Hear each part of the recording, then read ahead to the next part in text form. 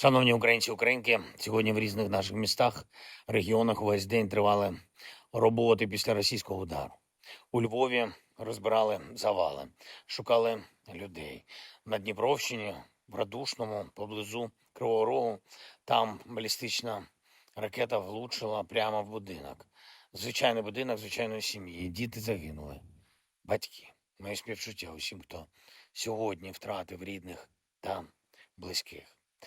В Радушному росіяни застосували вперше за довгий час ракету з Північної Кореї. Такі попередні дані. Звісно, ще будуть експертизи, все буде перевірятися. Але станом на зараз це північно-корейська балістика. Союз московських покидьків з божевільним режимом Північної Кореї заради ракет, заради північно-корейського контингенту тут, в Європі, на наших кордонах, заради вбивства наших українських дітей. Звісно, сьогодні багато хто у світі засудив цей удар, було багато співчуттів через втрату людей. Європейські країни заявили багато всього ще через російську ракету, яка влетіла на територію Польщі та розірвалась десь в полі під Любліном. Найголовніше все ж таки не просто співчуття і не просто засудження, а ракети для ППО. Саме такий тиск на Росію, який може зупинити цю тупу російську війну, всі їхні удари, їх терор. Давно вже можна було війну цю закінчити, але Путін цього не хоче. Він то в Північній Кореї якусь зброю шукає, то десь там в Ірані, то ще щось придумає. Все, щоб воювати далі вбивати. Зло, яке можна зупинити тільки достатньою силою.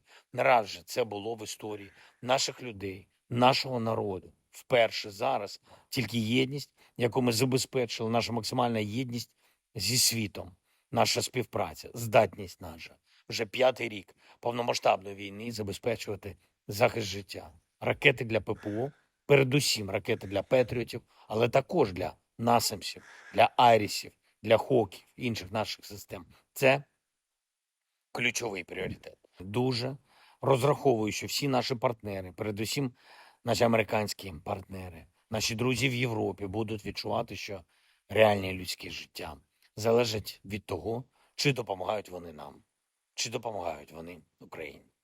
Сьогодні були наради з нашими військовими, головнокомандувач Збройних сил, начальник Генштабу, міністр оборони, профільний заступник керівника Офісу. Була нарада зі Службою безпеки. Важливо, щоб саме в командному режимі всі працювали, максимально працювали оперативно, щоб знайти у партнерів те, що необхідно, щоб переконати їх допомагати нам більше.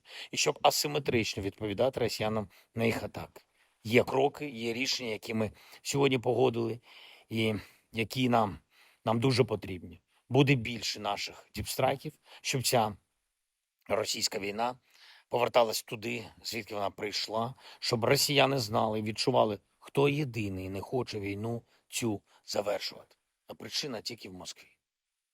Важливо, щоб світ не просто співчував нам, допомагав реально і з цим впоратись. Ще одне. Говорили сьогодні з прем'єр-міністром України Сергієм Корецьким, з міністром інфраструктури Миколою Калашником. Ми готуємось на початок наступного тижня РНБО по реалізації в регіонах планів стійкості. Багато в областях, на жаль, ще не зроблено. Кожен регіон повинен надолужити. Друге, ми детально обговорили виклики на залізниці через російські удари, загалом через логістику, виклики в Одесі, через постійний російський терор. Є речі, які треба зробити, поки це не публічно, щоб додати спроможностей нашій логістиці.